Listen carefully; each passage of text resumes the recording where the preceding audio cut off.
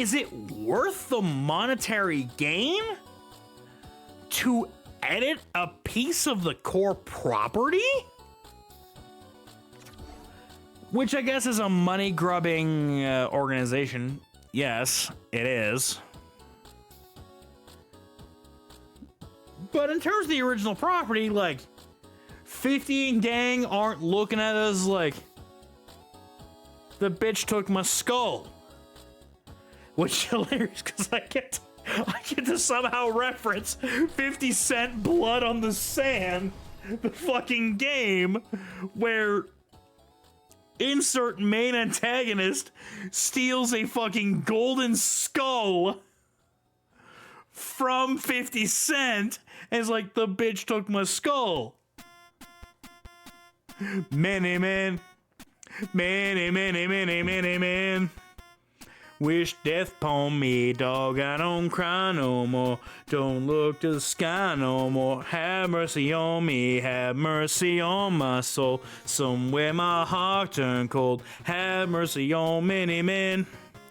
Many, many, many, many men wish death upon me. You don't think as a fucking prairie ass fucking flatland mountain prairie white boy I don't fucking know my hip-hop history, fanboy? There's pieces where I don't, but that ain't one of them. Come on, man. Cause that one ties into pro wrestling. That one's a fucking gimme.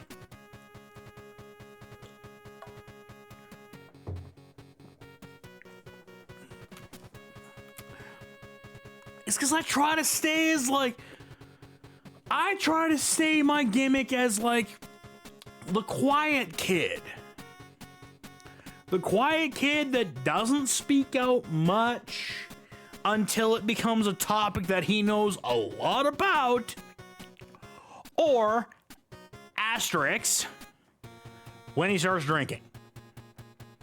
Because when he starts drinking, he seems to think a lot more than, he seems to think he knows more than he does. And because we're playing a hockey video game, what's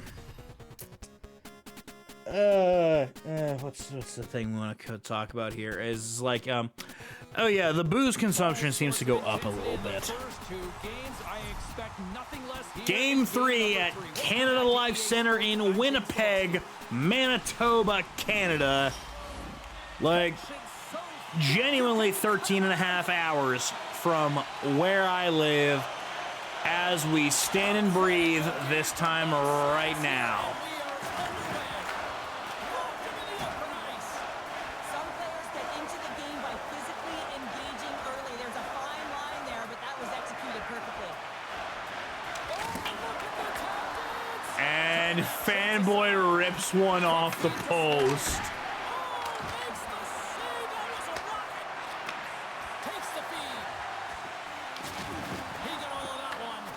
And Grandma Wolf puts a motherfucker in the Shadow Realm.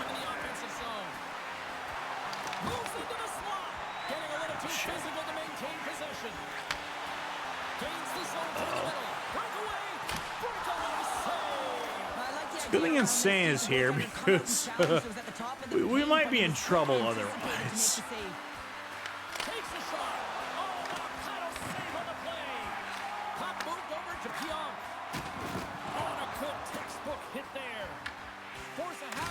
Somehow that's not credited as like a penalty, but okay. Winnipeg's got it in the offensive zone. That's not going to fool him. Scoops up the puck now. Moves into Mallardy. And he takes the feed. Takes the feed from the wing. We got a whistle as the puck's frozen. I was expecting Dog to drag that, and he did not. Get to the middle of the ice. You got to find ways to win the puck battles, and this right here sends a very clear message that they're ready to play. He just has a huge hit right there to ignite his team. And the puck hops out of the offensive zone. Shit. They'll be forced to regroup. Alberta's looking to break out. Avoids the poke check and maintains possession. Makes the move in front. The Jets have a hold of it in the defensive zone. Nemestikov's across the line now and on the attack in the offensive zone. Came up with a nice save. Well, that's an unbelievable save. A grade A scoring chance taken away as he flashes the leather and makes the stop. You ain't ever gonna run Takes a poke check. It's in. He scores. I was breaking an Oasis, but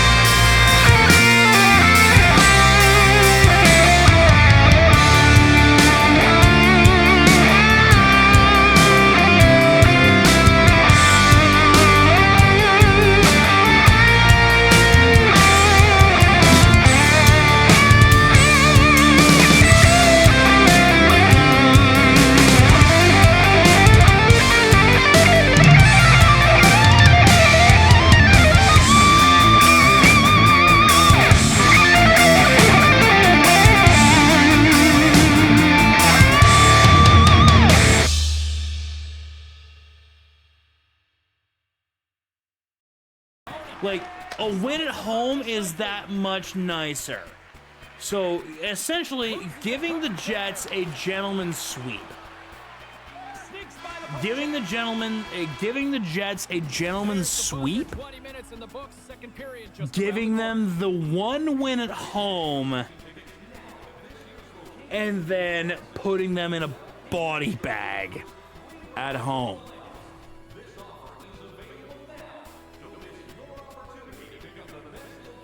We,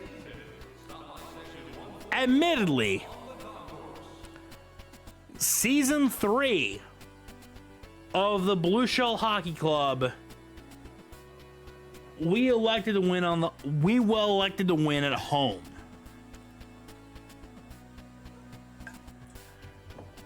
Because we swept the Maple Leafs, meaning we had to play on the road to get that sweep. Season 2, we didn't even make the Cup Finals. Season 3, we had the dumbest ass Cup Final stat line in the efforts of packing and smoking the Capitals at home. And I feel like both season 4 and 5 ended in sweeps. partly because it's like, well, we already won a cup at home, so there's no need to, like, force the issue.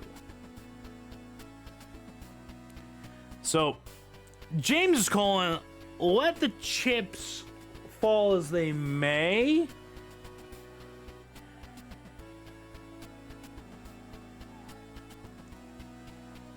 And Mike's indifferent.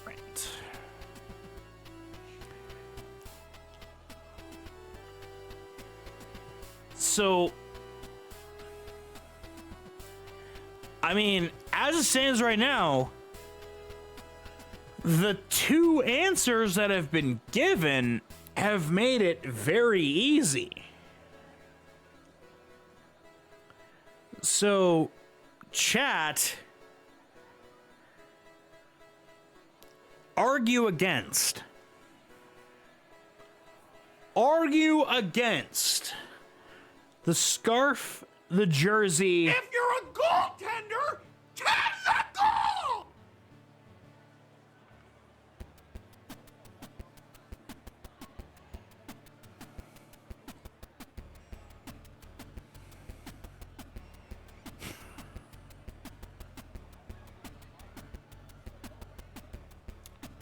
Hansen?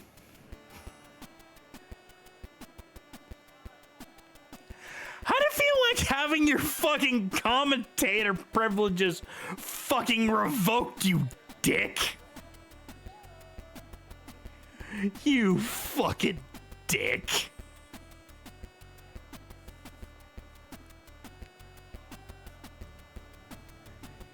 What happens if I genuinely lock the fuck in and lock it down for a sweep? What happens then?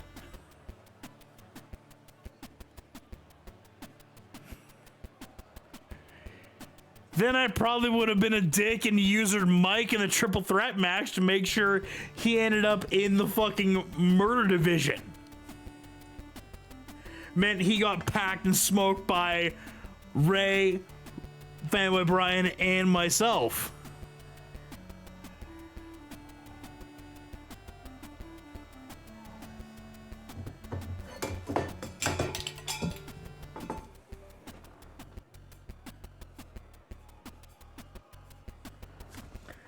By extension, insane. I'm not sure why you're adhering to this longer shithousery. You are going to have to put up with my hungover ass on commentary for tournament mode.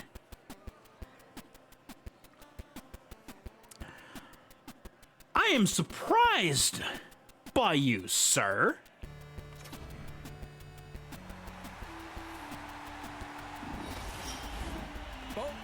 Because and the official set to drop the puck here on period number 2. The second stanza is underway as the puck is dropped. Let's go.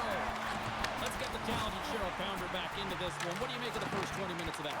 The Jets are trailing in this game simply because they haven't had the puck. They've been chasing. oh yeah, by the way, for those expecting me immediately switching to goaltender mode, that will not adhere until, because goalie mode with the chat points that's required, that is a full game. Carry me! Carry me!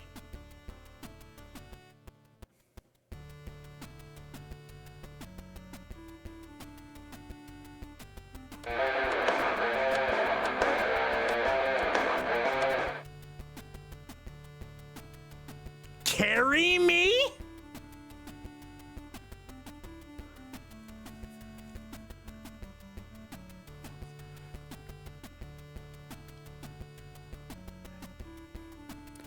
Carry me? Now hang the fuck on, motherfucker.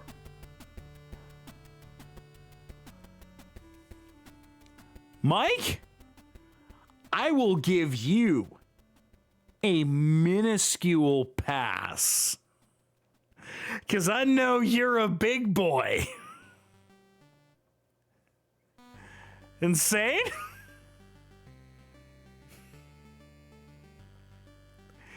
Do you see the Cheshire Cat smile right now?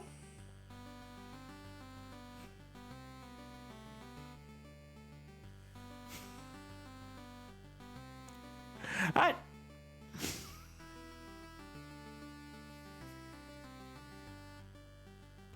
gonna throw up this right now to make it worse, but in the same extension, that is somehow genuinely a blessing, all things considered, because, like, thank you, buddy, all the same, but, like, okay, hang on, call Cartoon Stylus,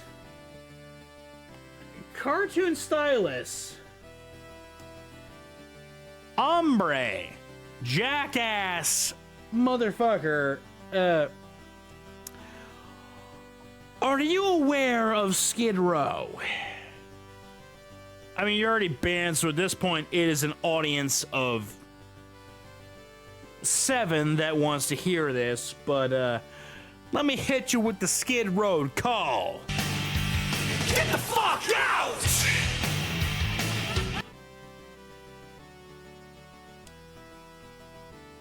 We are not here for your fucking... We are not here for your best view bots.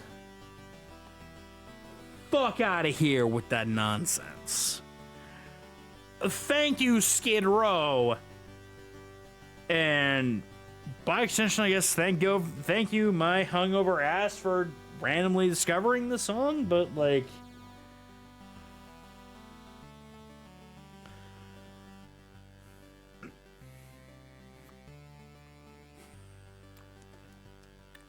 But yeah, by the extension, Mike, even though this may not, it may not make it into the edit of us packing and smoking the Jets.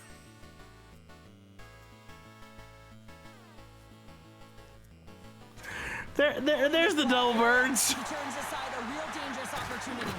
Take your Oilers fandom. Take your wrestling bullshit.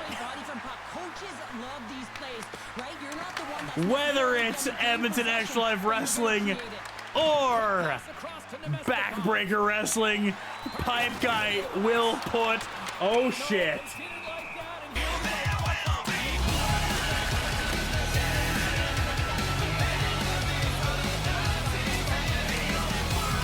Oh, shit. Game Time Art has to put it...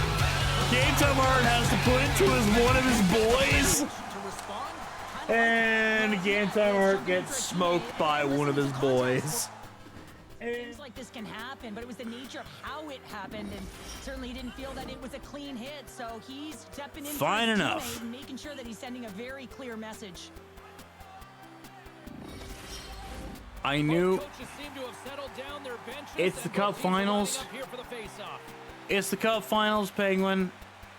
I knew this was going to be a thing. And I will adhere to you. I will adhere to you at the next whistle.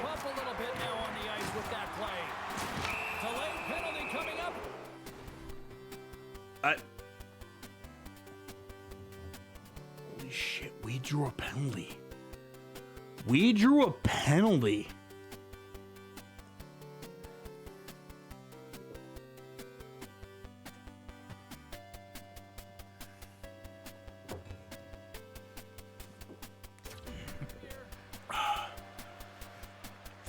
Perfetti for a cross-check? I mean, I'm not gonna lie that it probably is entirely as cross-checks James games clear as day, but like... Well, first power play of the game, James. You want to start with possession and look to get shots to the net. It is the tone setter. Slides the puck over. Alberta's got possession of the puck. Sends it quickly to Sheary. Moves the puck along the half wall. Winnipeg's penalty killer's got a hold of it. A chance to clear. his way. Force of habit's got the puck. Sends the pass over. Cuts into the paint. Fantastic save.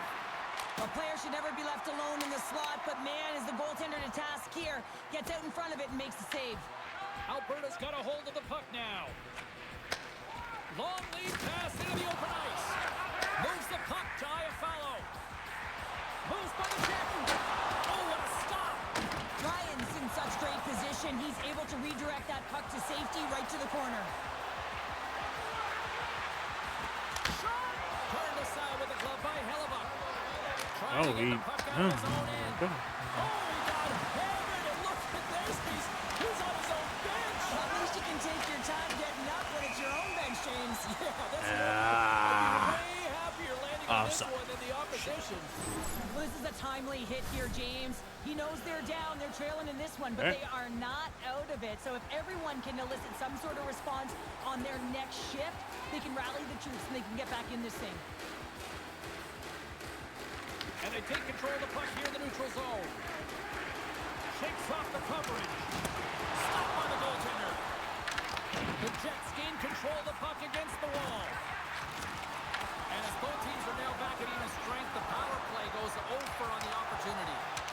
Being on power play is a privilege, James. Trust me, I know. I was never on it. When you get out there, you have to have some urgency and find a way to get it to the middle of the ice and get some opportunities on net. There was none of that. Save. Just get the reset. Well, he hasn't been busy, James, and I like that he landed on this one. He's physically engaging, keeping himself in it. Still lots of time left in the period. 1-0 to score. Velarde's won the draw, now look to set up. Moved up ahead here in the neutral zone. Feeds the puck up to Iafallo. Shakes loose. Big stop by the goaltender right in front. You have to be quick in your... Oh, he stopped it. What a save on the play. And there's nothing technical about that. That is all about the will to find... Okay, and Sam's 100% bailing us out right As you now. look at that last save again, James, it is absolutely incredible and so impressive to see a goaltender just out-battle and out-will his opponent to find the puck. And he stands tall in goal. Here's a shot. Denies it again. Slides it diagonally to Iafallo. And a great save. Middleton's going to have to keep his head up, James. I mean, he caused that injury at hometown player, and the crowd is frustrated, and they're booing every time he touches the puck. Wrister. Great glove save by Hellebuck. There's the whistle as the puck stopper elects to hang on. Past the midway mark in this period. We got a 1-0 game to this point.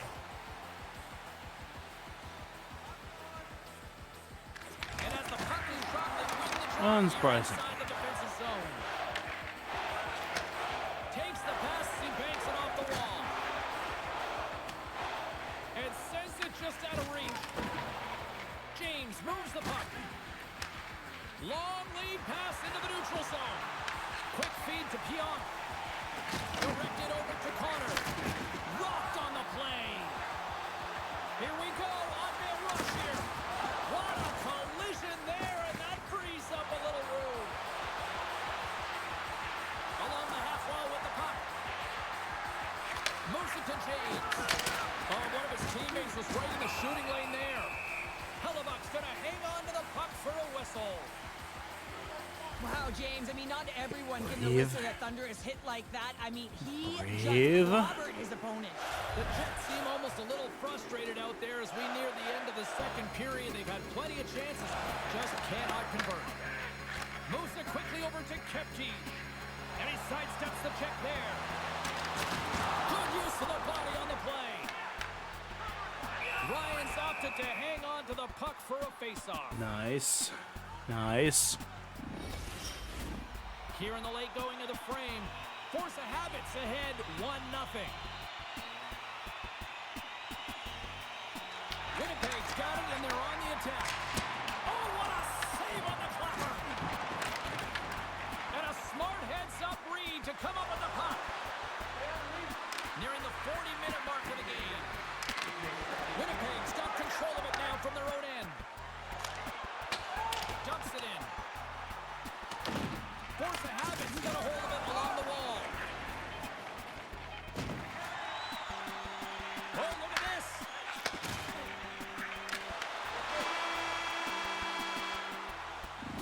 played not one, but 2 periods now tonight. It's a chance to go grab that Hold it. final snack. Hold it. Go stretch your legs Hold because it. a big third period is just around the corner.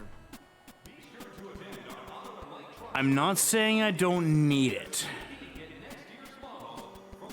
but I'm going to say hold it.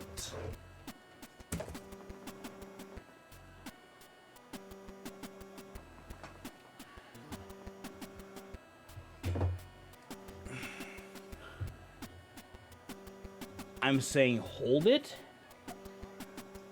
because I know there's a limit.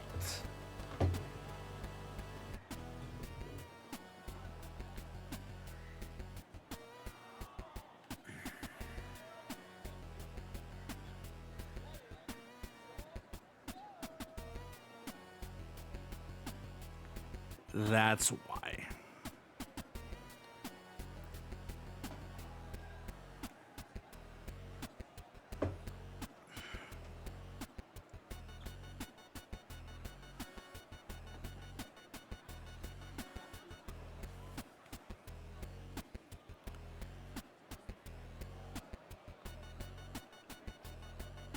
I know. I know that. And I know that currently this is empty. And I can tell you right now, I was going to go redeem it. Well, refill it. I'm not going to, like, I get it. I get it. I hear you. You're looking out for me not being a dipshit. Especially on grounds of I have future employment. But I will say is like I do have that in mind. And I will at bare minimum right by me.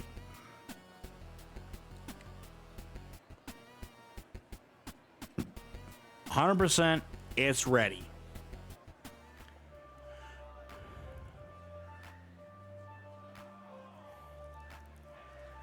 In terms of the stat line, like, well, the only thing that I think is a bit of a problem is the shot total.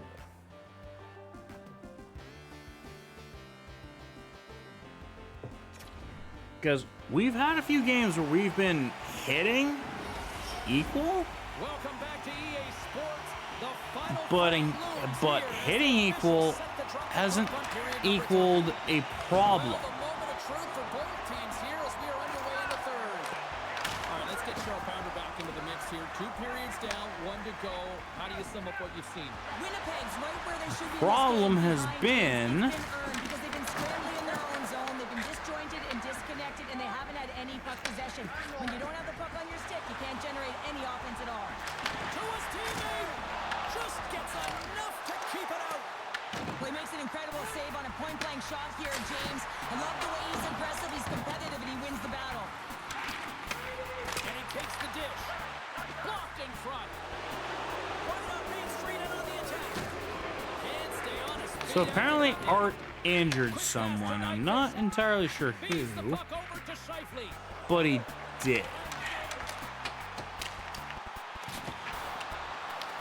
Moves with the puck to the corner. Winnipeg's got a hold of it against the wall. Denies that opportunity. Oh, and some smooth skating to lose the defender there. Oh, what a little stick lift on the play and comes up with the puck. And uses the length of his stick to knock that puck away. Has it over. Stars, and they're on the move here late. Finally, late in the game, they're able to convert on some opportunities. Listen, if you're around the net long enough, you will finally get one.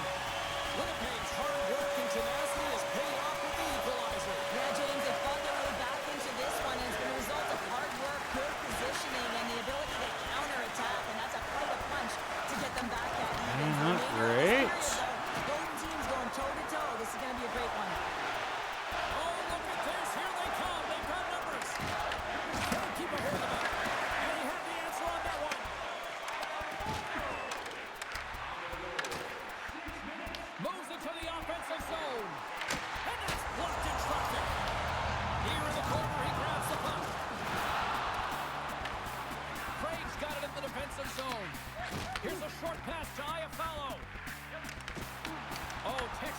check to turn that over.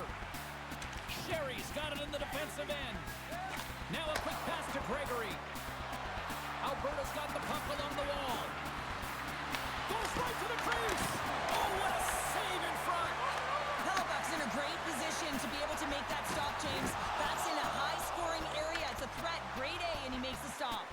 I'm not sure if he was ready for that hit, James, because he went down in a hurry, and it was hard. Now he's laboring. He's really struggling to get back to the bench where the trainers are waiting for him. And the goalie covers up for the whistle.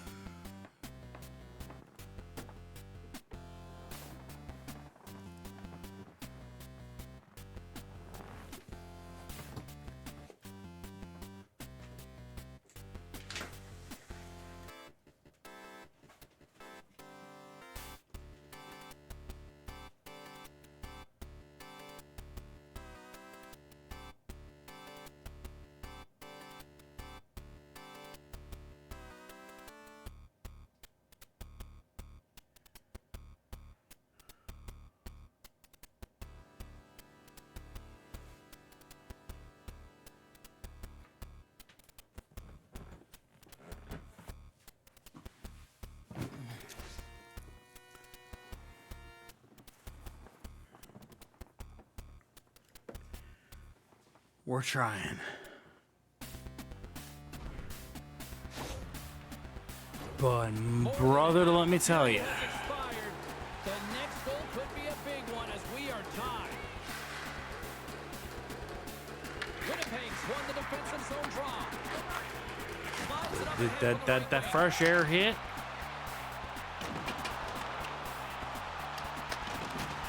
I don't think anybody was hanging on to the puck after that hit. Puts it away in his own end. That fresh air hit. More valuable than what? And high-quality chances, just both teams unable to finish when they get into the wheelhouse around the goaltender. This can be extremely frustrating, and nonetheless, they just got to take a breath and find a way to finish.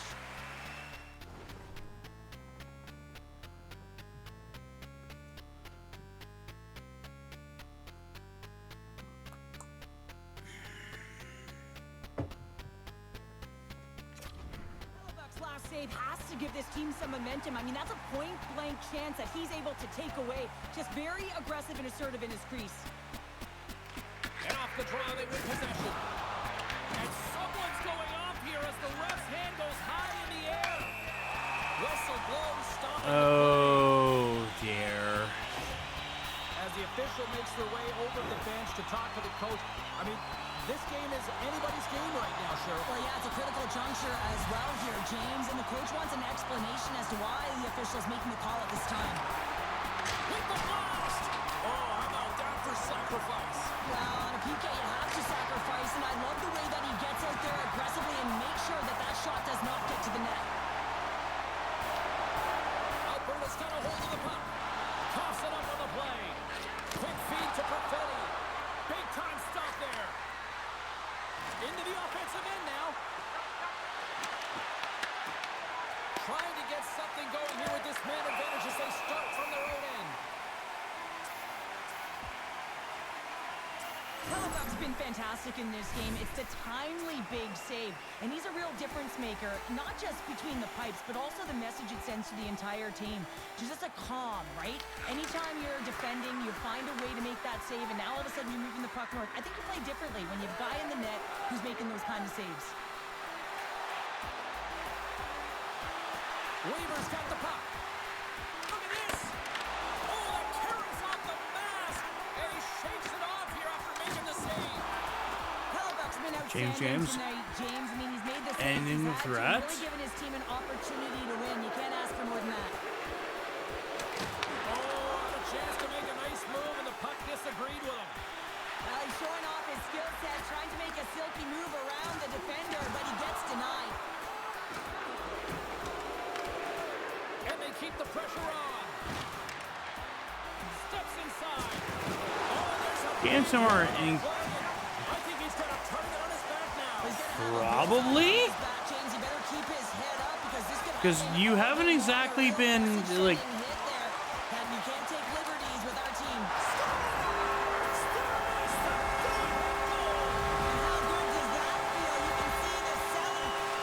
Mark motherfucking Scheifele.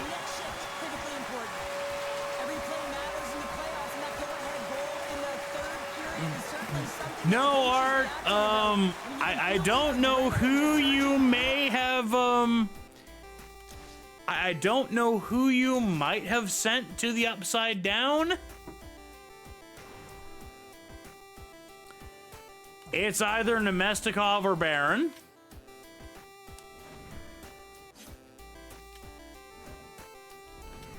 It's either Nemestikov or Barron because there isn't a direct elimination.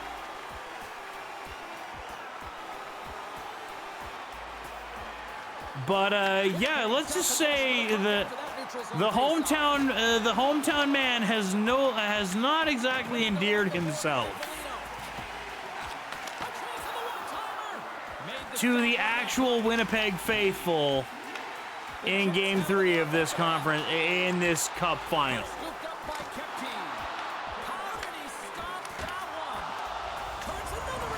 Meanwhile, Insane has been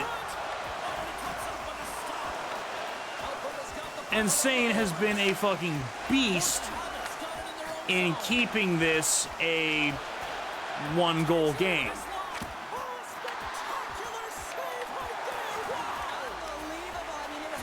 Connor fucking Hellebuck.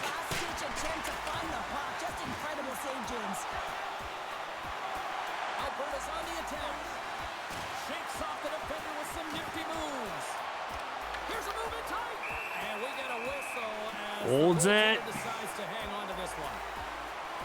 Another. That implies, outside of another universe, that you got your first. Love that he continued to get to the pockets on the ice, and he gets rewarded for it. The Jets get a hold of the puck in their own end. Looking for space inside the D zone. So I mean, I guess if you're gonna be a Jets turncoat on this, and honestly, fair, you would best hope that oh yeah, there it is. I was saying, you best hope that Amarella doesn't McDavid your efforts, because well, she's not McDavid. While she doesn't have McDavid stats, she does have McDavid era bullshit. But the Jets take Game 3. Worth noting is, yeah, this is Game 3.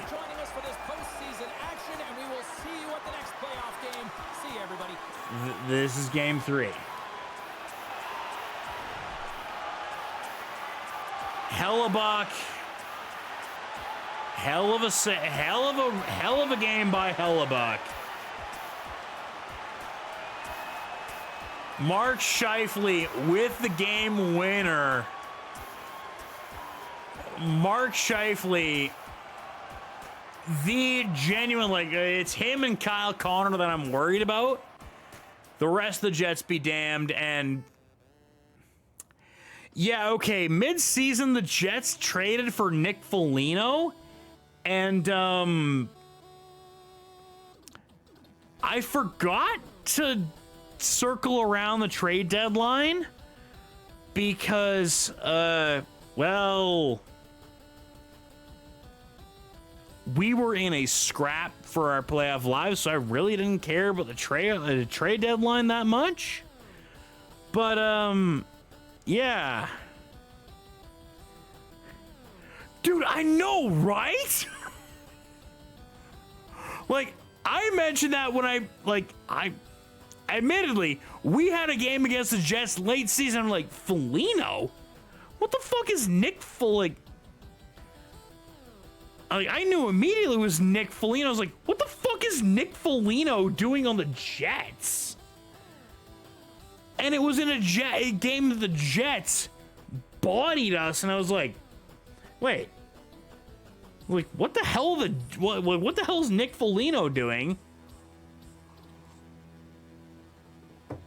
But I didn't think anything of it. Until it was either Frank Vetrano on the Devils or there was somebody on the Capitol. It was Evander Kane. It was Evander Kane on the Capitals, and I'm like, what the fuck is Evander Kane doing on the Capitals? Like, as much as EA butchers the rosters, like, this ain't right. Something's not cricket here. There was no talk of that. What the hell is going on? So I double back and look at the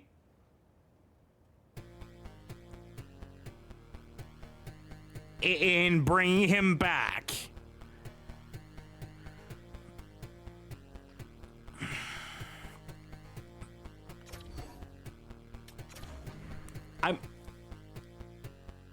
I'm not saying that if he doesn't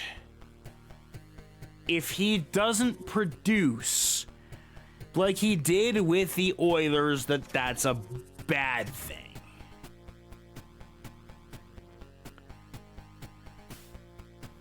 But you have to put up with the rest of the baggage. Like, he is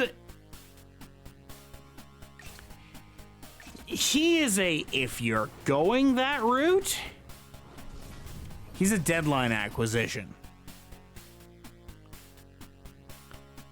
He's a, you hope. Welcome back to EA Sports, everybody. I'm James Cebulski. It is a pivotal Game 4 tonight, set to go down. You say that, Art, but like, I'm not gonna doubt you, but apparently there's been some fucking rumors that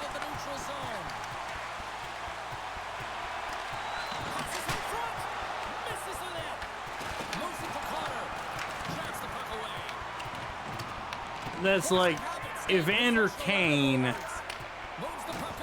from Canucks 2.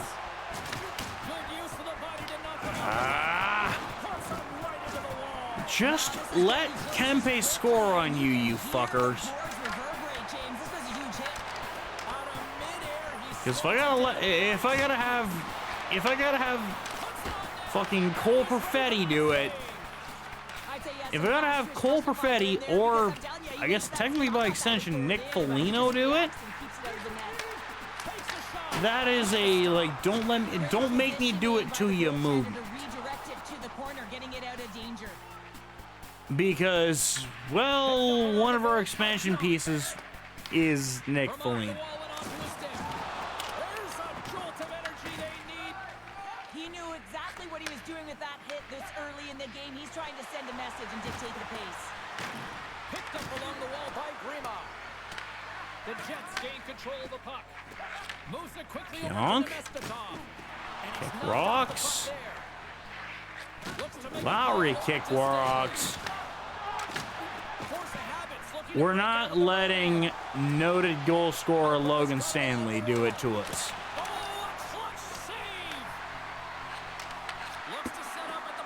And James entirely misses to pass to someone on his own team. Oh.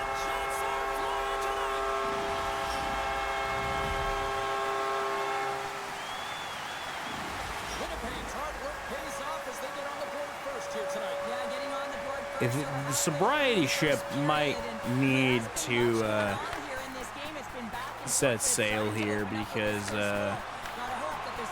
we were doing all well until we might have got a little bit too pickled.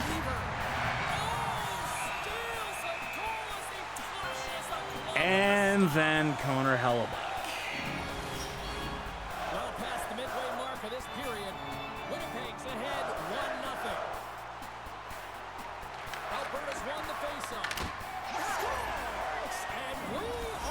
Sheila, thank you, you fucking legend.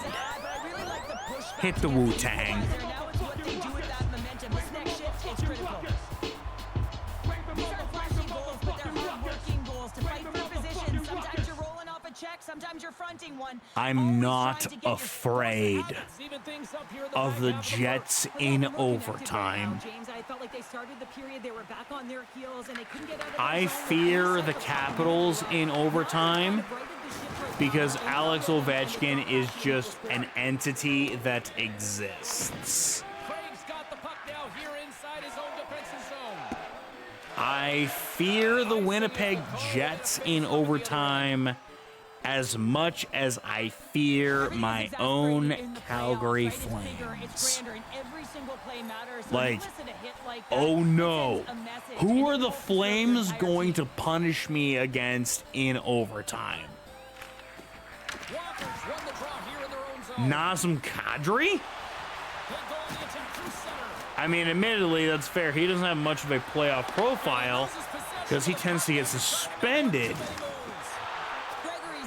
for the bulk of the playoffs when he's in a Maple Leafs uniform due to the multiple disasters that have happened against Boston. And that pass is redirected. Feeds the puck to Gustafsson. Force of habit's got control of it now from their own. Not saying that he didn't make an impact It frees up the puck. with the Avalanche, The boards with the paint pass. but Oh, great move to sidestep the check. Takes that one right in the logo. there's just enough argument against that. Pass is picked off. Well, that could have turned into a disaster. They've got some momentum here. Here's a shot.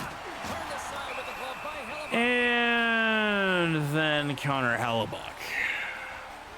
Well, I love what he's trying to do here, James. He wants to separate the body from puck, and that's Look, exactly what you gotta my do. You gotta options play with a were competitive the edge and an Avalanche Here in the late going or to the period. Jets. We are all tied up in this one. You can perhaps understand why I would hope to bet And they win the with faceoff and set up to go to the attack. with maintaining our dominance Just a good old-fashioned solid body check on the against play. Hellebuck and the Jets Sends a pass over. Moves the puck across to versus the Jets take possession that in the defensive end. demonic ass fuck off lineup There's a firm collision. of Force of without habits, trades. drives to the paint. They score. Oh, thank God, peanut butter. And with 10 seconds left in the period,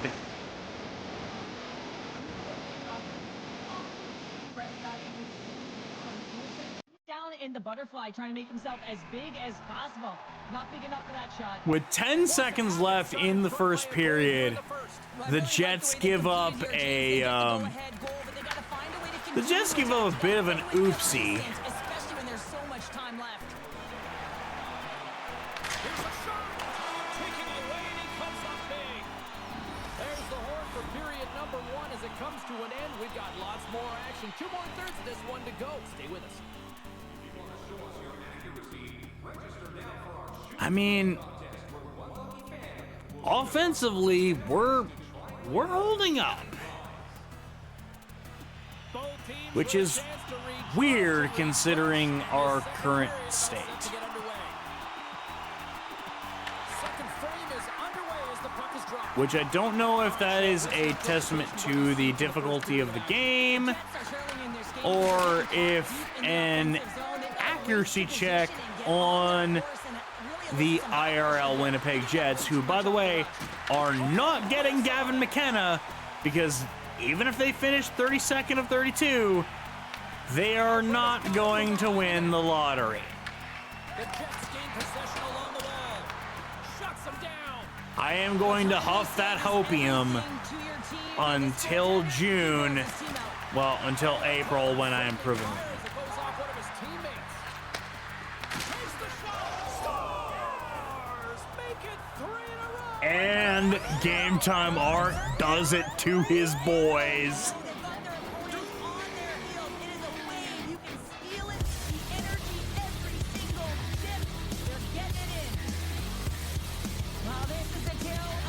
Still probably one of my personal favorite like goal songs that I set up is The Only Thing They Fear Is Doom, which is The Only Thing They Fear Is You from Doom Eternal, and that opening bit from Futurama where tonight at 11, Doom!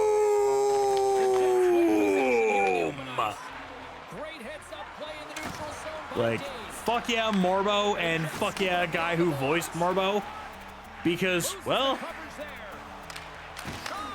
Doom. Well, a nice save by the goaltender, and even better is that he redirects the puck to the corner to safety. Like, I guess I do want to apologize to Game Time Art because, like, I don't know what you genuinely wanted as a goal song. Because, like, I've opened that avenue up to a lot of people, but I've never genuinely asked you. I just sort of rolled with the Only Thing They Fear Is You and the Futurama edit.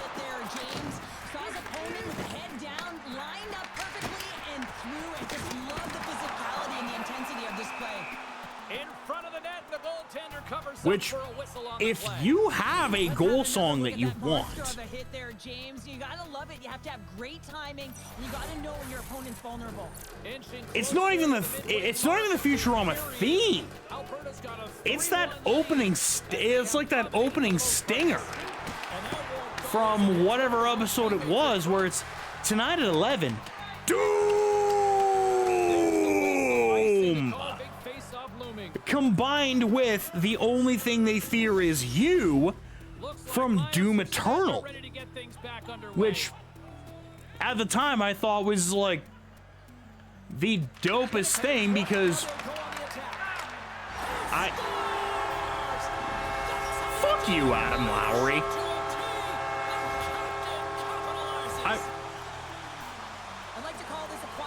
I know you're a Futurama guy. I don't know how much of a Doom guy you are, but like, I decided to roll with The Only Thing They Fear Is You, because you were on the top line away from being our routinely suffering goaltender.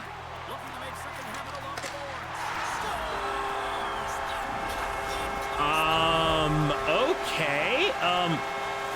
Hey, can you put in a word to Adam Lowry to fucking cool it? What the fuck just happened there?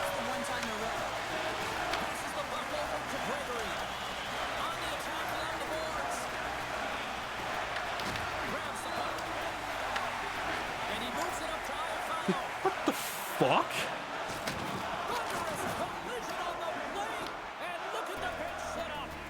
Athletes are so competitive. He didn't just stay down. He got back up, James, and he's making his way towards the bench. Lowry goes bang bang twice. That's not even, yeah, that's not bang bang once. He had the full clip. Like, I'm worried about KFC and fucking,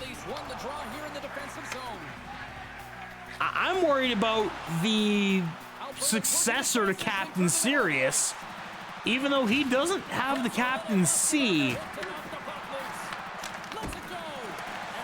But like, you look at Mark Scheifele's headshot in this game, like, Mark Scheifele is 1,000% auditioning for the role of Captain Sirius, the reboot.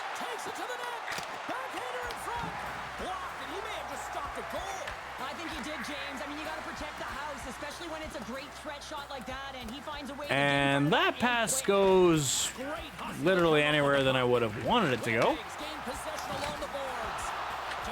Thankfully, Insane is Beautiful feed up ahead from the right wing side. Oh, great play to sidestep the poke check. Big touch. bitch. Moves it to Craig. Tees it up from the blue line. One of either Crag or Switch-faced, and I don't remember immediately, but like, Got the puck. it's Crag. It's Crag. Crag put somebody on the shelf because the second he touches the puck, he's getting about as much love as Connor McDavid does in Winnipeg. There's a collision with some authority.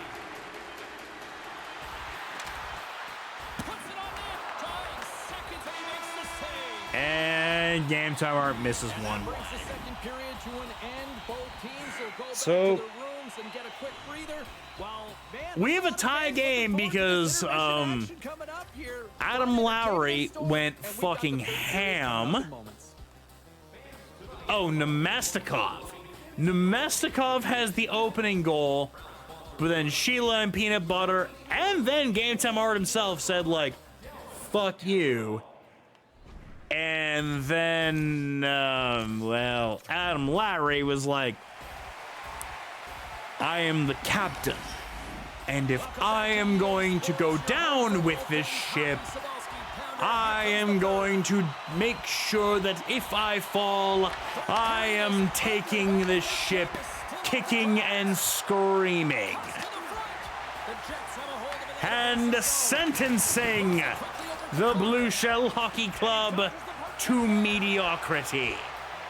Which, you know, like, the Blue Shell Hockey Club, we don't do mediocrity. So take your timeless proclamation and shove it up your perfectly shaved, finely puckered ass. it's all tied up. And they take possession here inside the offensive zone. He's got a little And we gave him a turnover to Gus Nyquist. great defensive effort. So maybe I should take my bold proclamations of arrogance and shove it up my own not so necessarily clean-shaven ass, but shove it up my ass all the same. James, he hasn't been dangerous with the puck at all tonight. We really haven't seen him. He's been so quiet. But this game is still close, and he can still be the difference maker. And a heads-up kick pass over to his teammate. Coughs up possession of the puck. Hammers the shot. Denies him with the save. And here's the pass to Dave. Dog.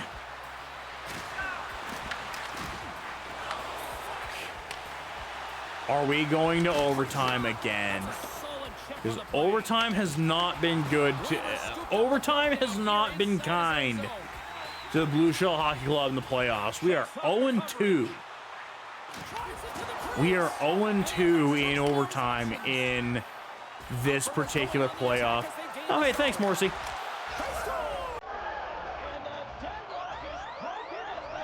Peanut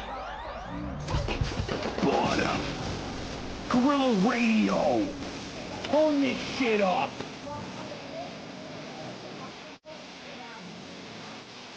Well, they gain the advantage through the neutral zone here, James, and they're able to enter with an odd man rush. And I love the way the puck carrier just manipulates their opponent Peanut to open up Butter. seams. They have the extra ice, they have the extra Shout player, out to and James they- Games with the assist. To the front.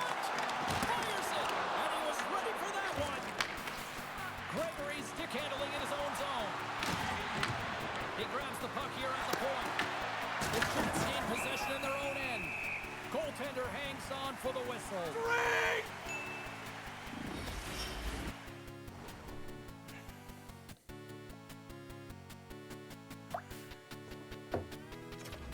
Still lots of time left Full here swig in on this that one. frame. I ain't arguing. Full swig. The Jets win the draw. Picking up some steam at center ice. I gotta call a wrestling event tomorrow Alberta's got the puck on my own channel. Sherry's taking it from his own end. Oh. awake doesn't really matter, but the sooner the better, because then I can do my my courses for work.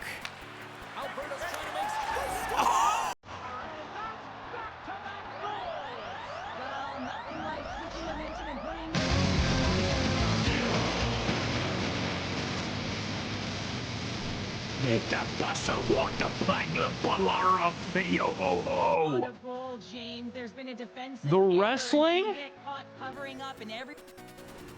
It will be entirely dependent on how dog shit the Flames Penguins game that puck drop is 1:30 in the afternoon.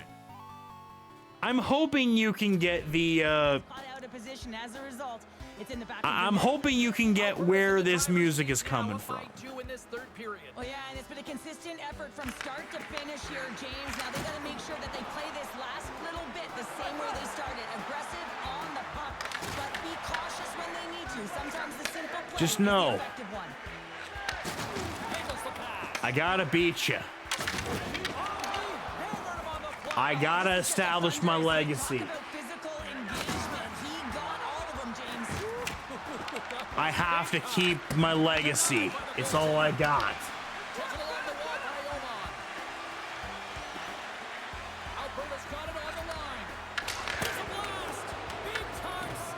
Oh, Cragg is hated in Winnipeg.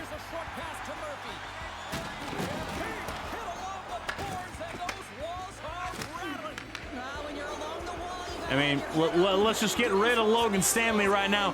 Bam! Non-fact, damn it. Damn it, he missed the net. I was saying, bam! Logan Stanley, non-factor.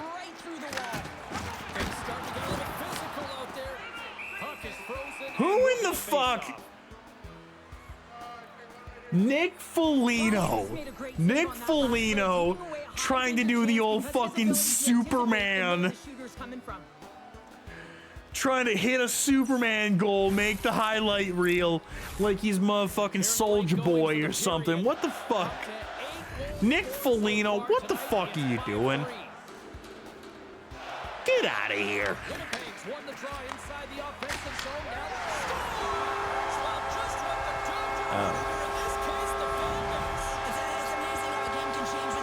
Alright. Alright. Fuck it.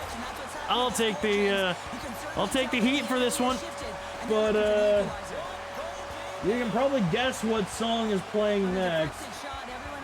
It's not going to be Chiptune, I'll tell you that right now. But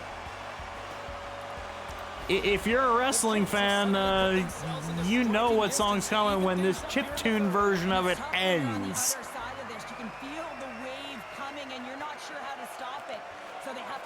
Especially if they go and tie this right away, it's like, all right, nope, we gotta get the actual version because Insane holds his ground. Scientific progress does not go pyoink.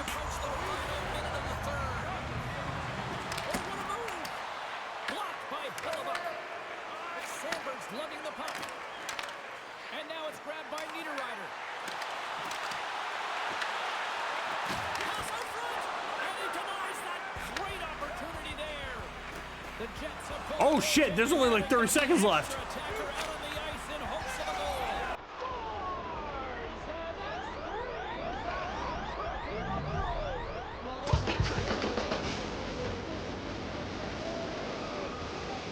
And peanut butter gets a Hattie! I didn't even realize that was a peanut butter Hattie! Like with Amarella and Waz, I was actively trying. But also our goalie is second in the team on the team in points in the playoffs, and he's only 5 behind our legitimate leader in points. And peanut butter gets a 4th. because fuck you, that's why.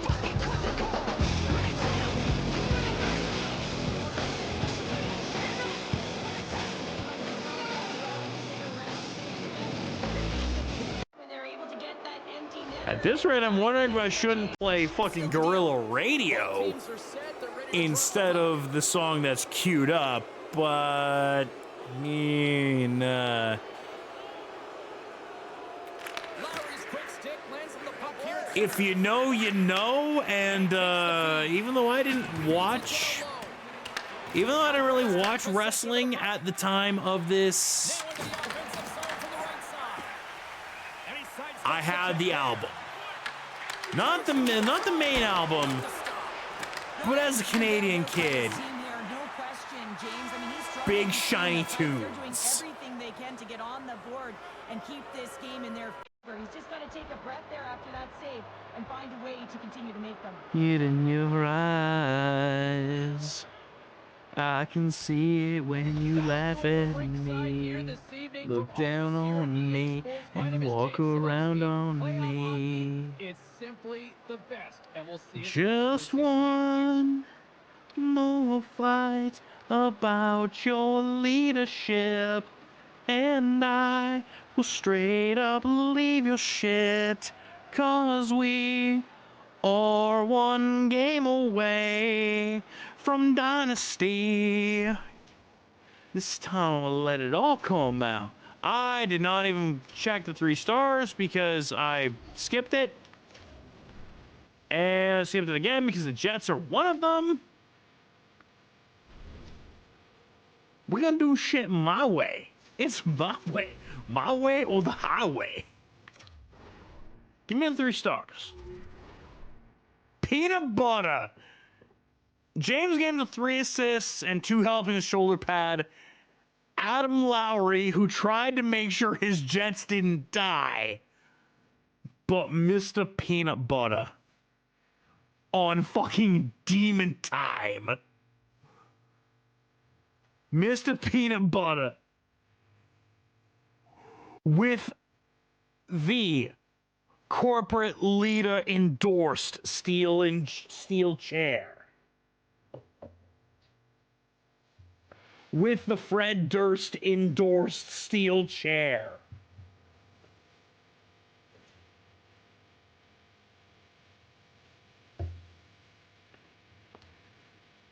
Look, if we're gonna have musical celebrities as a norm,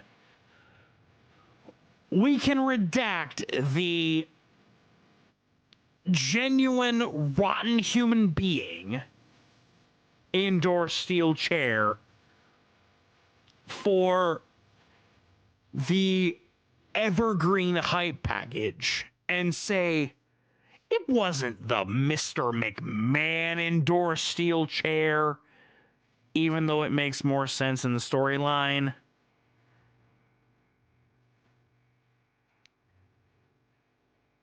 It was the corporate Fred Durst indoor steel chair.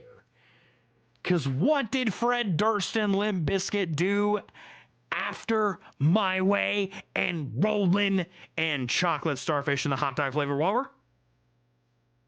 Then results may vary. Which publicly was,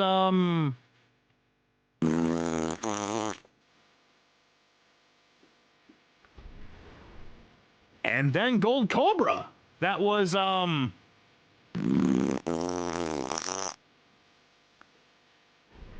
a collective double fart noise.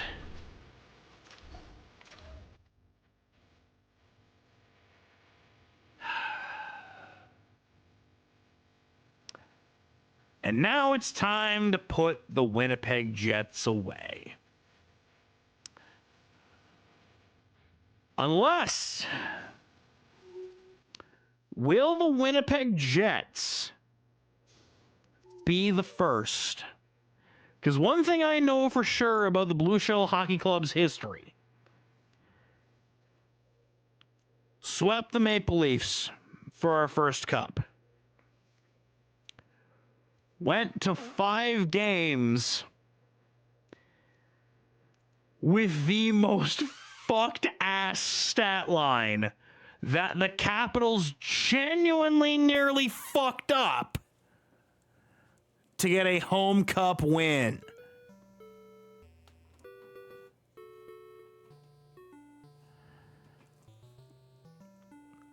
To win in 5 games.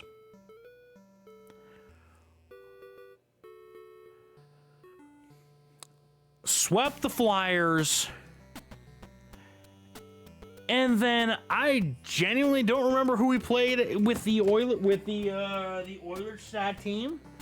I feel like it was either the Flyers or the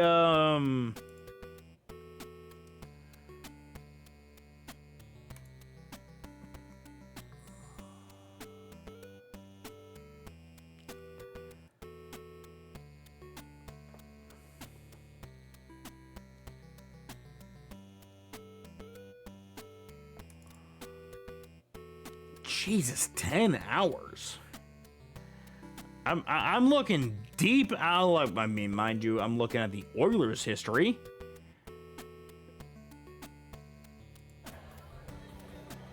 But Christ, 10 hours.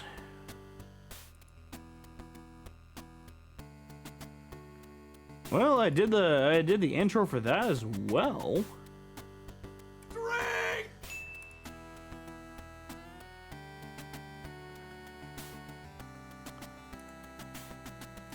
Okay, but that was the first round with the Utah Hockey Club.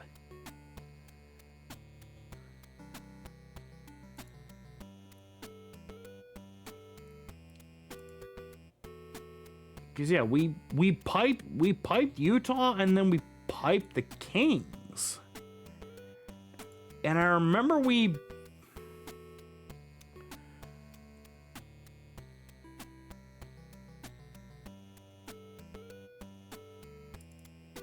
unless... Did we jump into Deception after?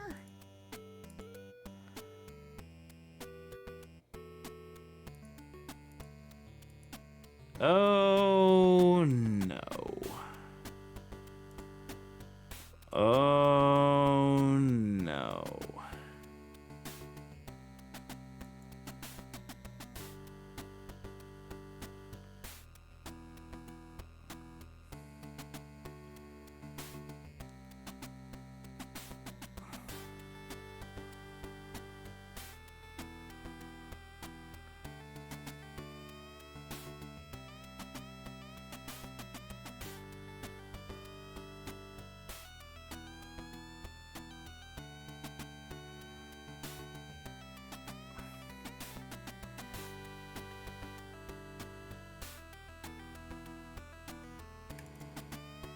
Okay, nope.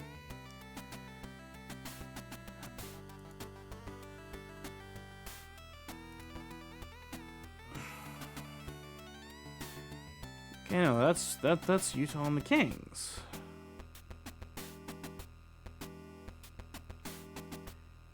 Like a dragon. Unless... Okay, I see 9 hours of me dicking about in Genshin. Okay, yeah. Because that was the conference finals with the...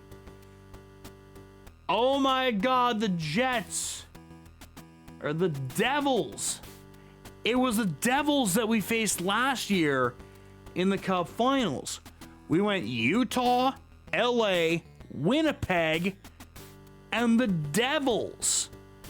Last year was genuinely the first time we didn't run into the fucking Avalanche.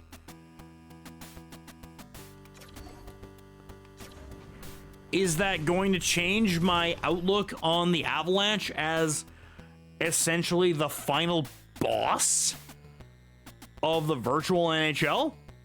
No. No. Like, as much as I will have respect,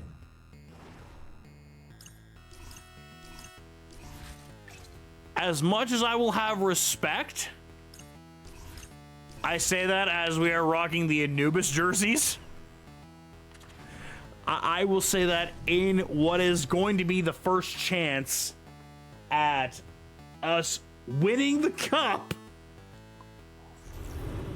Hi everybody, it's James Solowski from EA Sports. Welcome to our continuing In this run for the first disrespectful colored bukkake that is the Anubis jerseys We are underway and such a slim margin for error when we're in the in Blue Shell Hockey Club history, which I don't know if it's a good thing or a bad thing that we're choosing to break these out to try and in a potential cup clinching game against the Jets. And Penguin just sends a Jet, not really sure who. It was Kyle Connor. Told Kyle Connor to take a seat in. Oh,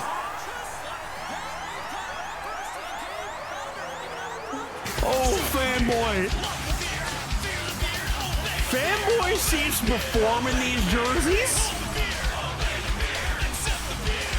But that seemed like unnecessarily disrespectful to put one past Hellebuck like that. Like, you're not getting a 6 goal night to overtake Amarella, or I guess at this point a 7 goal night.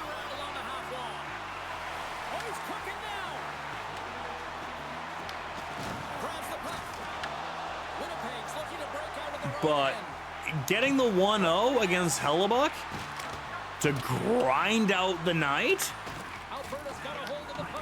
and essentially ensure ourselves a cup win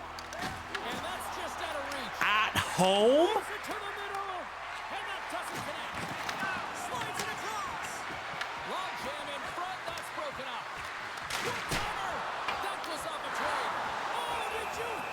And Insane makes sure no fucking nonsense happens as he catches the backboard pass. He certainly needs to get one just to get his game back. Insane knows damn well about dirty deeds done dirt cheap. The Jets are trying to claw their way back into this game, and that's not how you do it. When you have an opportunity to execute, you have to find the back of the net. Takes it in front. Denies him. It really is amazing to watch him maintain possession of this puck while his opponent is on him. I mean, they're pushing him, they're shoving, they're doing everything they can. But he's resilient, he's got a willingness to his game, but he's also got power. Power, you can see it in his lower half. Third line doing some nasty work. Some dirty deeds done dirt cheap. You want to make your opponent think and hear you coming, and that's what he does with that first hit. Some concrete shoes. Cyanide. TNT. And Iceman doing his damnedest. Takes the feed. Just gets a piece of it to keep it out. Wow. Here they come. Down the left side on the attack. In close. Oh, what a great stop as he got a piece of it with the glove. Dirty deeds done dirt cheap. And we don't get anything that way, but they get a whole lot of flotsam, jetsam, and dick all on offense. The Jets have it in the offensive end. I says I immediately give up a grand turnover. Up to Snow. Can't keep a hold of it after that hit. Tries to feed it over to Stanley. The Jets will play it from the defensive zone. And they cough it up at center. Alberta's got the puck against the half wall. Oh, what a glove save by Hellebuck. And Hellebuck be fucking locked in, but he gave up that one. And that one is all that we need. Whoever wins the puck battles and the board battles, it is a physical game, and imposing your will like that hit sends a clear message that you are willing to get to the dirty areas. Puck is dropped, he wins the draw. Now, one thing I'd like to try, but I'm pretty sure it's never going to happen, is I kind of want to try and get Game Time Art to fight Cole Perfetti, the guy he's statted after, but I don't think it's going to happen.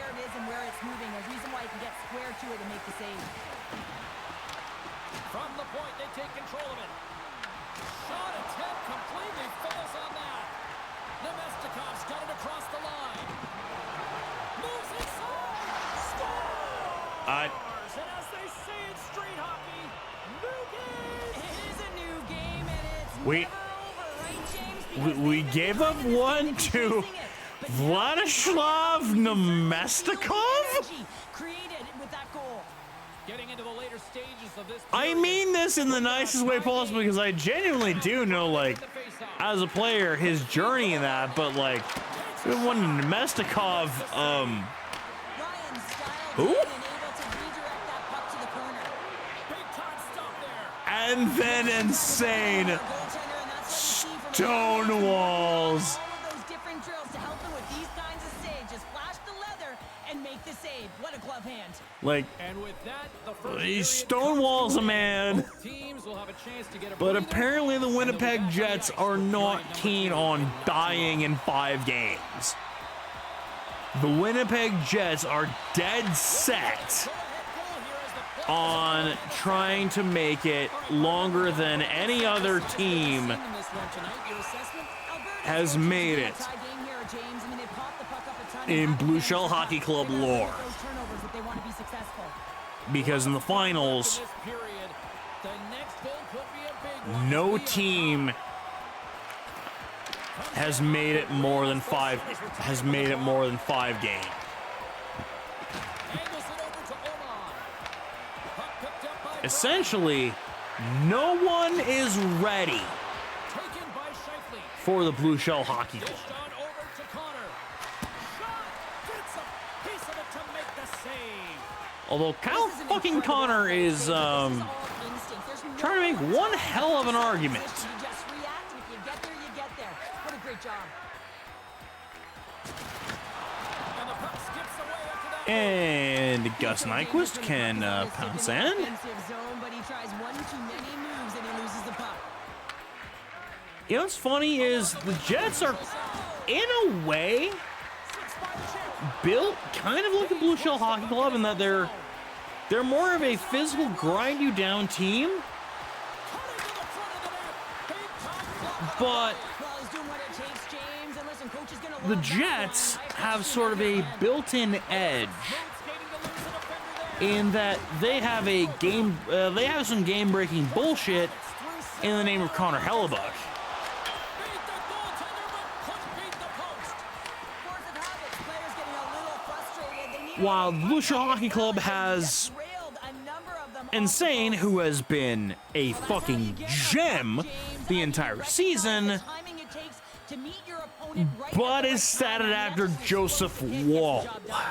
And, well, look, if we're talking about tiers of goaltender, Joseph Wall ain't no Connor Hellebuck. Let's it go for the back end. And that shot dies in traffic. Takes the feed at the point. There's a reason that the NHL MVP was saved in that, like, awkward fucking program that kept the Vezina until damn near the end because, well, the Vezina Does a great job with some great pushes to get to and top of his the feet to make league save from MVP that was the injury. same player for the first time since Carey Price decided he was going to do the same damn bullshit. Not saying that Hellebuck wasn't worthy of it, but it became an obvious tell on the TV broadcast when the fucking Old Spice dude, Old Spice dude mentioned the MVP a few times, but they never cut away to, like, well, who was winning it? And they hadn't mentioned the, okay, that's not great. Thank you, Insane. Shuts him down. Weaver's got the puck in his own zone. The Vezina, I was like, well, I mean, we kind of have a pretty good idea who's winning the Vezina. Makes a move and the puck hops away from him. Sometimes when you lose the puck, it's a product of trying to do too much. Sometimes keeping it simple is more effective. And that takes guts to get in front of that one. And a great steam. The Jets will play it in their own end. Tries to get it to Pearson. The Jets are in transition. Fires it into the offensive zone. Alberta's got it behind the net. Along the half wall with the puck. Avoids the poke check. The Jets get a hold of the puck along the boards. Alberta's got possession here in the neutral zone. And we've got an offside with a face-off looming. A bit of a track meet out here right now, James. I mean, highly entertaining. Not a ton of defense as both teams are trading scoring chances. Just here in the late stages of this frame, we are all tied up in this one. Winnipeg Nobody from the Jets wants to fight. Nobody in the Jets wants to fight. Here's a chance to make In Game 5 of the Cup Finals,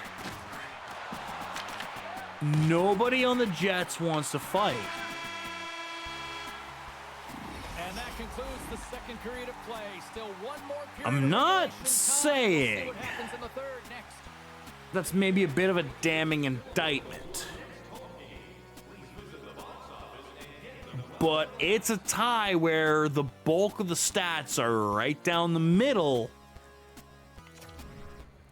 And the Jets don't want to try for a game breaker. We are moments away from the third Head period. coach, The truth lies. Scott Arneal. It has been a fantastic What are you teaching your boys here? go back to the ice. Let's see what happens in Not the third. saying, not gonna say that, you know, Paul Maurice would have, not saying that old Pomo there Broken up with a little would have told them to punch a motherfucker in the face.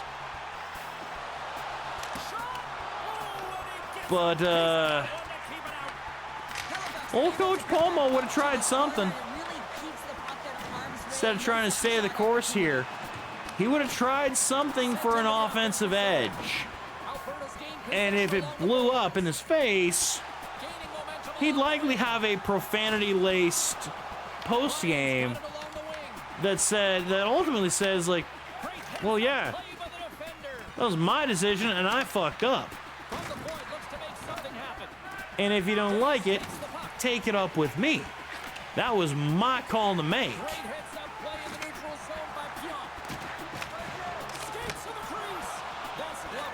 And while that may not have been the voice for the Jets when he ultimately left, because maybe it had stale.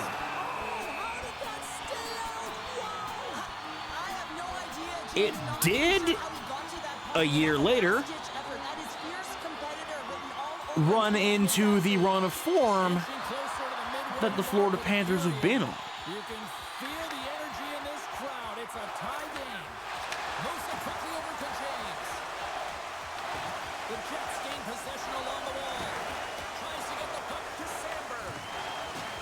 Which, honestly, I don't know if the Panthers end up being the force that they are without Paul Maurice, the head coach. I'm not saying he's the one that, like, unlocked the potential, but I am gonna say, like, his sort of coaching style, where it seems like inmates running the asylum is sort of his MO.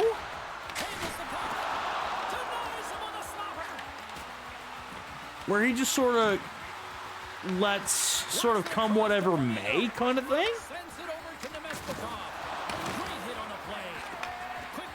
Like, it seems like it works perfectly with that team. Well, these are the saves when you know that your goaltender is dialed in, James. The ability to get to the top of the crease and be square to the shooter, that's a great Oh, save. wouldn't it be poetic the Oilers fan dummies Paul Maurice. Even though Paul Maurice does not coach this team anymore, but the longtime coach of the Jets. But because we had selected during the fantasy draft for the team to usurp the Rangers that we would be in the East, and that wouldn't even have the chance to try and usurp his boogeyman. It's a low-scoring affair out there, and not for the lack of entertainment and high-quality chances. Just both teams unable to finish when they get into the wheelhouse around the goaltender. This can be extremely frustrating, and nonetheless, they're just going to take a breath and find a way to finish. The worst part is we're about to go to overtime, and we have not won a single game that has gone to overtime this entire playoff. Well, that is a save, James. I don't think the goaltender would have gotten to position in time, and he's able to take it away. Like, we're either going to have Taken along the wall by Foligno. Solid hit on the play. Crosses the puck. like we're either gonna have a Alberta's across the blue like line. fourth line hero or fourth line liability. This one's still too close to call. Into the offensive end. And fuck off, Mark Scheifele. Stick to the defensive end. Get the fuck out of here, Mark Scheifele. You are the last person I want to see in the final minute of a playoff game. And the goaltender comes up with a piece of it to keep it out of the net. Like, you are going to have that fucking playoff dog in him that is going to cause me dog? Oh my god! Dog Daytona! It's the go-ahead with 26 seconds! With 26 seconds! After a switch-faced fucking ball over! It is so loud. With 26 seconds! He is screaming praise at his Do we teammates get right now for their the performance, first especially after that goal in the four-peat third. It is playoffs. since the fucking Islanders? Points out here, they've been the dominant team all night. Hard to see them taking their foot off the gas now. With 20 seconds left. Gustafson's won the draw. Let's see what they can do with possession. And the net is empty. Alberta's got the puck. Days carries the puck in his own zone. It feels appropriate. Got the extra attacker out on the ice and the goalie on the bench. Yeah, and this one will all The man who put the go-ahead dagger makes sure that the corpse is fucking dead. Spin, fuck you, and goal. Good job, Logan Stanley. You were not paying attention. Alberta's effort has really impressed me tonight here, Cheryl. And after that, EN in the old statistical book only adds to the And lead. with 8 seconds left, it's a 3-1 game. Everyone just starts jumping because they realize they just won the game. There's a shot. Oh, he needed to make that save with time winding down. And with 1 second left, a face-off in the Jets zone. Out on display, and when you look at The it, cup is out, motherfuckers. and I've had the opportunity to look You at it better as damn well know how this is gonna play they out. wanna do. Hammer, nail, coffin for the 4th year in a row.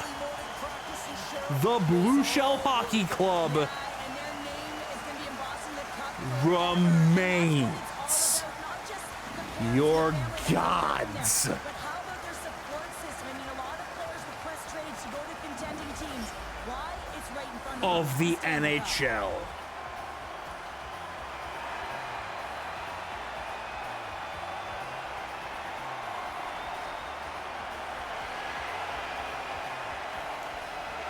Amarella immediately getting the...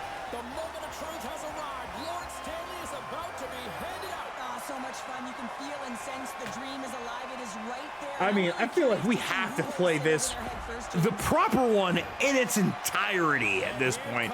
That is also not Gary Bettman. Penguin grabbing the cup. Finally, a Stanley Cup winner. Yeah, for the first time to be able to hoist that cup is an incredible feeling. I can just imagine the emotion that's circulating through his veins. But he has done everything for this team, both on and off the ice. This is a deserved and earned moment.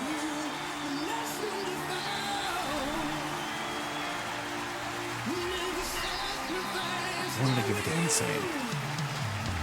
But Grimwolf gets the cup next.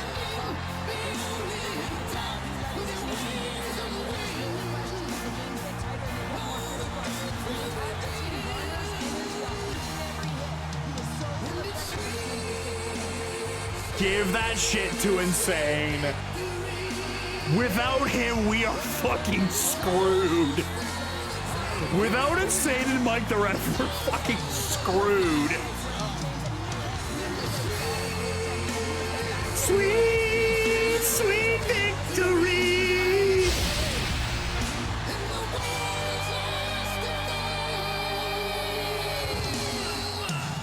Give it to Dog. You know what? Give it to Dog.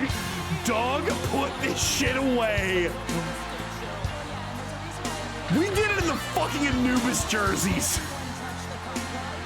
Not even we disrespected the Jets to the point it's like, you know what? You don't get our regular jerseys. You get the fucking Anubis unis. Put them in a fucking coffin. Mike and Insane, fanboy with the slide, hitting him with the sexy boy.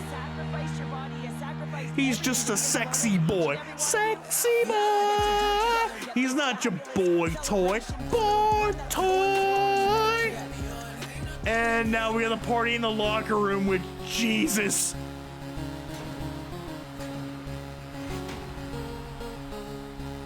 And then we get fucking peaches. To the country, gonna eat a lot of peaches. Moving to the country, gonna eat a lot of peaches. I fucking love this detail where it's like everyone that played on the team get the fucking names etched on the cup. That is so cool. Like, look, if that is what it takes to separate, like, to sacrifice a couple other things. Third star, Craig, son of Horus, 1 assist, 3 help in the shoulder pad, uno memento. Gotta get in the post game mood here. Second star, fanboy Brian, 1 goal, 2 helping the shoulder pad.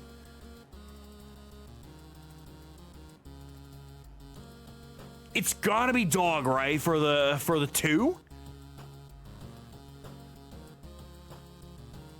It's Dog for the 2 goals, 2 helpings the shoulder pad.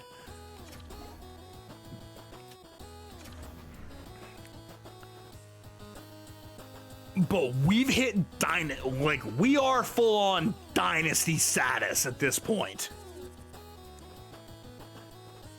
Step to the Blue Shells if you fucking dare.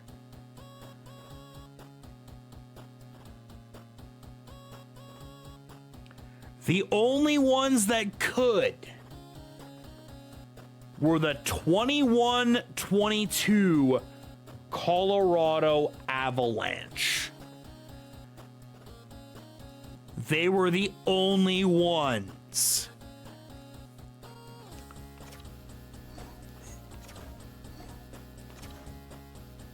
To give us, to hit us with that. Hit us with that piece.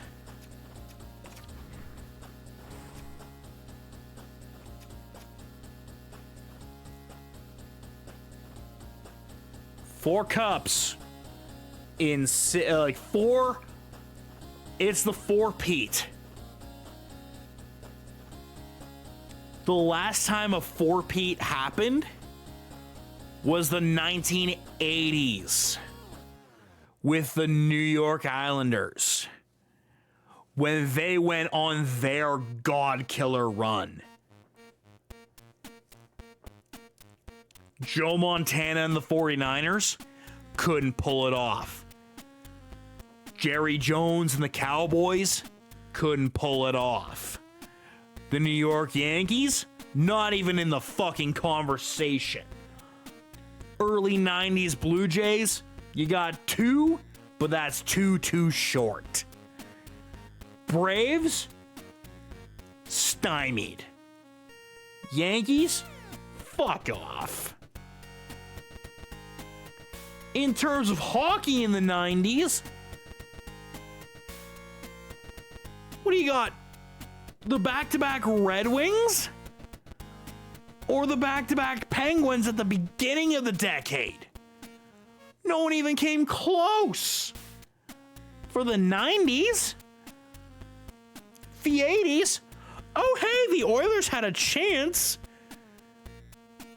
Too bad the most unsuspecting roadblock for the Gretzky, Messier, Curry, and Coffee and Fuhrer Oilers, cannot forget to give credit to Grant Fuhrer, were the fucking Flames? 86 Flames upend the Oilers. Don't win the cup, but lose to eventual champions Montreal. 89, thanks Steve Smith, you stupid son of a bitch. Thank you for being a turncoat. And the Flames are the only team to beat Montreal in the Montreal Forum for a Stanley Cup in 89. So now it's time to look at the individual awards. So, I mean, team awards, obviously. The team, the myth, the legend. Blue Shell Hockey Club, 4 cups in 6 years. Well, 5 cups in 6 years.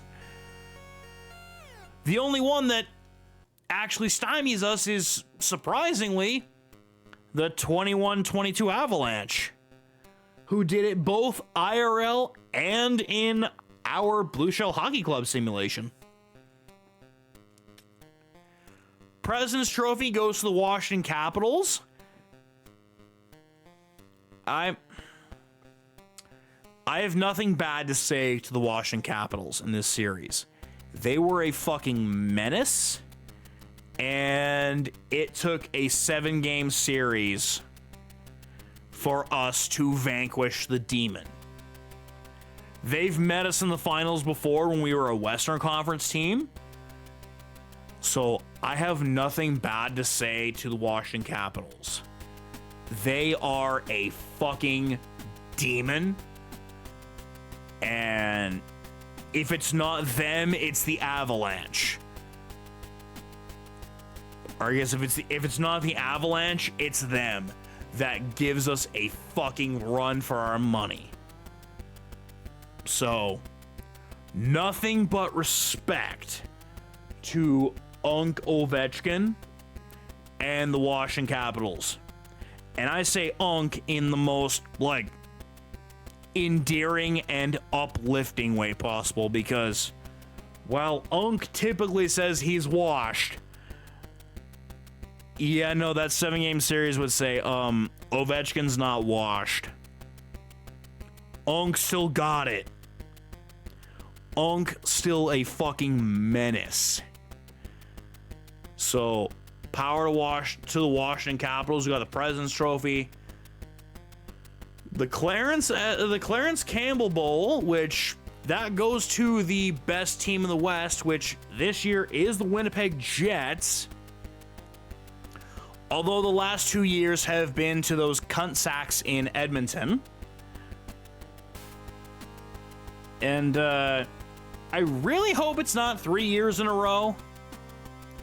But in a way, I kind of hope it is. And then they still get roadblocked by an Eastern Conference team, because it's not just Florida that can fuck you up. You're just not good enough. There's levels to this shit, and you're not on championship level, which would be the most hilarious thing ever, is you go 3 years in a row being the champion of the Western Conference. First year, going a 7-game slugfest with Florida. Then losing a 6-game matchup with Florida. And then this year, hey, you don't even have to face Florida. But you're still not good enough. Because that would be the most hilarious thing. It would be even more hilarious if it's like Montreal. The polar opposite of Florida.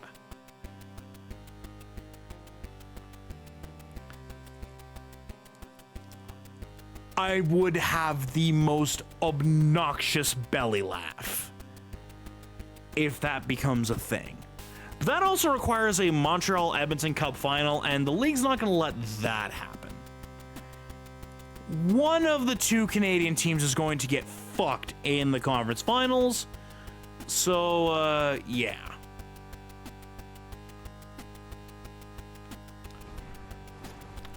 Wait a minute, we got to look at the individuals.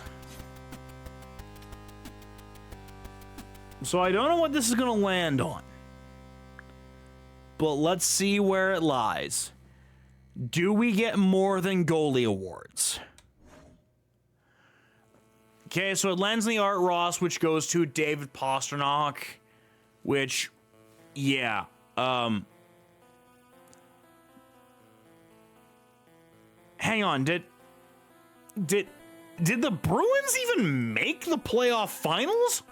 Or does he win the Blue Shells Jack Eichel Award, where when we did season 2, Jack Eichel won both the Art Ross and the Richard, and the Buffalo Sabres missed the playoffs. Like,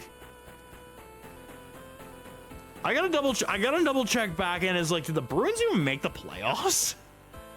Because, yeah, if not, David Pastrnak also ends up winning the Jack Eichel Award, or, James, you know what I'm going to talk about when I say this, the Dak Prescott Award. Formerly known as the Kirk Cousins Award, formerly known as the Joe Burrow Award, where no matter what he does, the rest of his team violently lets him down. That is the Buffalo Sabres Jack Eichel equivalent. Yeah, you know. So Pasta wins the Art Ross. I'm pretty sure the Rocket goes to Leon Draisaitl, so it's only going to be one piece of that, because, yeah, I'm pretty sure Leon Draisaitl won the Rocket. The Hart goes to David Pastrnak. Okay, so Pastrnak won the MVP to his team, despite, maybe the Bruins not making the playoffs, and, Amarella going on a fucking torrid scoring tear to make sure her team stayed second, and a playoff contender, but, all right, you do you. You do you. The Norris goes to Rasmus Dahlin. That's fair. I mean, wait. No. Fuck you, Rasmus Dahlin. You injured Amarella.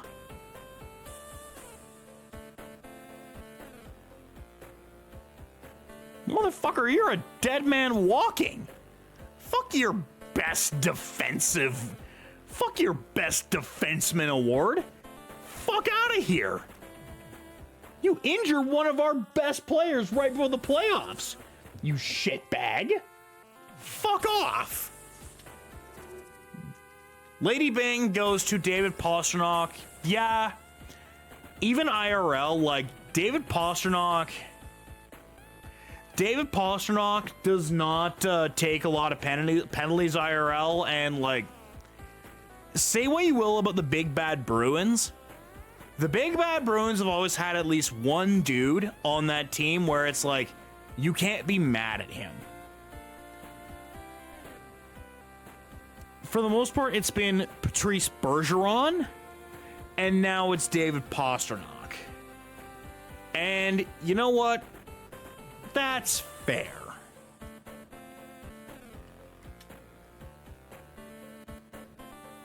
Fuck off. Ivan Demidov wins the Calder. Okay, so here's where the thing where I maybe had to differentiate, because I was fully expecting them to give this to Amarella for her ridiculous goal scoring pace. The Blue Shell Rookie of the Year, who was an actual rookie, is Grimwolf. No questions, no notes. Grimwolf was thrust into top pair minutes and thrived as the Blue Shell Hockey Club's quarterback of the power play. And just quarterback in general, because all he did was typically pass. Grimwolf is the Blue Shell Rookie of the Year.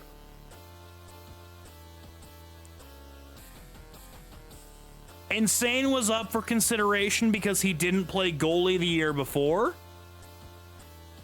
but because of his year of work of it versus Grim being a true rookie, Insane understood the task that was tasked with him and the standard of excellence that was brought with that position. So, with it being his first year as a goalie, I don't give a damn. He played a year before. He knew damn well what he was signing up for and the standard of excellence, especially the last 2 years, that our goaltending tandem has brought. Conn Smythe goes to Amarella. Not really a shock there. Goal scoring machine, I would argue. I could argue Insane for his point production. I could also probably argue Penguin. Grim had some interesting moments and bad turnovers. Penguin didn't. Penguin kept it clean in her own zone, but they're looking at who was the most valuable, and if Amarella doesn't go on a goal-scoring rampage, we likely don't win that 7-game series against Washington and sweep the Devils. So, that's fair. Vezina, look, I was just saying about how he knew what the standard of excellence was, and he was stepping into Pipe Guy's shoes, who had been stepping in to Mike the Ref's shoes. The Blue Shell Hockey Club three-peats as a Vezina winner. As Insane wins the Vezina, which likely means, yep, minimum 25 games. Good thing we locked Mike in for a few more games than I thought we needed. Otherwise, we would have accidentally disqualified him. But Mike the Mike the Ref, you hold on to what is now, what, like 4 years in a row of you having a clutch on the Jennings Trophy. Like, that is the precious for you. You are holding on to that sumbitch like it's your fucking life.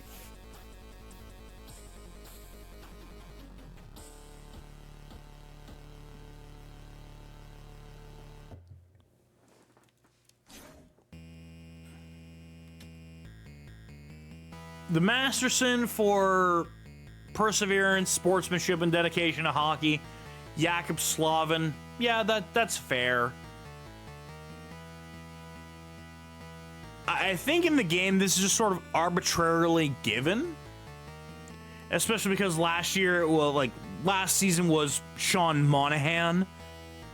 After the death of Johnny Gaudreau, and that is like, it was going to take a miracle for anyone to pry that award from Monahan's hands.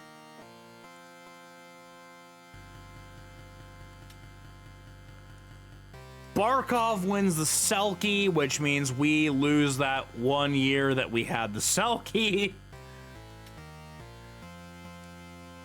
Draisaitl wins the Ted Lindsay because fuck you. And Draisaitl wins the Rocket because we knew that one.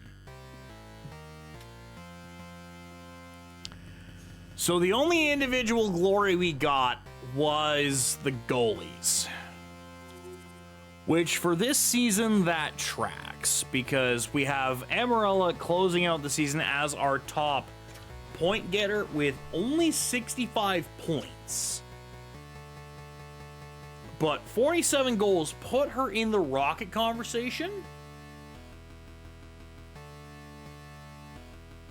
But if we're looking at sort of individual glories, outside of that, we're not looking at much.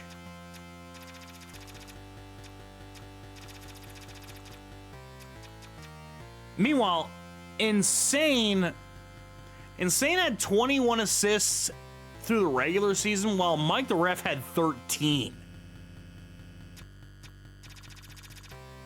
So look, while they may be confined to a crease and a trapezoid region behind their net, to try and indict and say that they are not a critical part of the team is a damning indictment of you clearly don't watch this series. Because our goaltending is a backbone of what the Blue Shell Hockey Club is. And those two are a critical backbone of what that tandem is. They don't just lock down the net. They stand on fucking business. If they gotta throw down and punch out a fucking other goalie, they will. If they gotta put up points because, well, the offense is sleeping, let's wake them up, they will do it.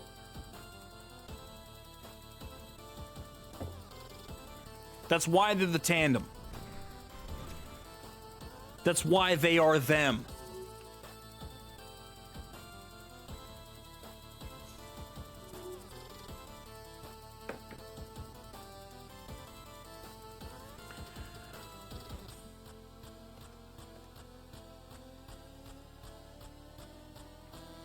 And look, yeah, in terms of simulation, Demidov is technically a rookie. I think IRL, Demidov is not a rookie, so he can't technically win it, but because that would take too much energy to program, like, proper rookies, blah, blah, blah, and that, he just sort of gets lumped into it for this season. And maybe I'm wrong, and maybe Demidov is actually a proper rookie, and either way, he's not winning it. Because, Reed Schaefer and on the Islanders just exists. Sort of like how Lane Hudson sort of wrapped up the Calder Trophy last year, because as a rookie defenseman, that dude was putting up assists like he was on demon time.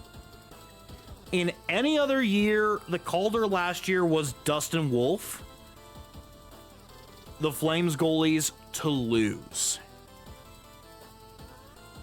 But because Lane Hudson of the Montreal Canadiens literally broke records as a rookie defenseman, if Lane Hudson was a forward, it might not have been taken with as much of a grain of salt as him as a defenseman. It's like, well, I mean, he's putting up a shit ton of points and actually dragged Montreal to the playoffs, whereas Wolf wasn't quite good enough to get the Flames in the playoffs, just to lose on a tiebreaker. But the collective hockey world was raving about both of their seasons because Wolf was phenomenal, and Lane Hudson was, well, at minimum, phenomenal. And I say this as a Flames fan, it's like, look, in any other year, Wolf wins that. Like, Wolf teabags Bedard. Wolf teabags pretty well any other, like, rookie of the year the last 15 years. But okay, maybe not the Matthews line a year. Maybe not the Matthews line a year, because they both put up 40 goals. Like, those, and both dragged both their teams to the playoffs. Like, both of them were on fucking demon time. Like, both of them were out with a point to prove. But there's not many other years otherwise.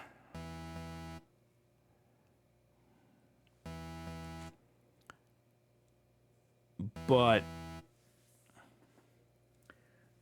at the end of the day,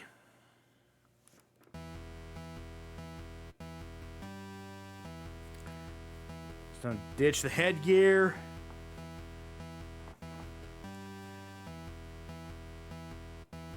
Ditch the scarf and ditch the jersey, because that is gonna do it for us tonight.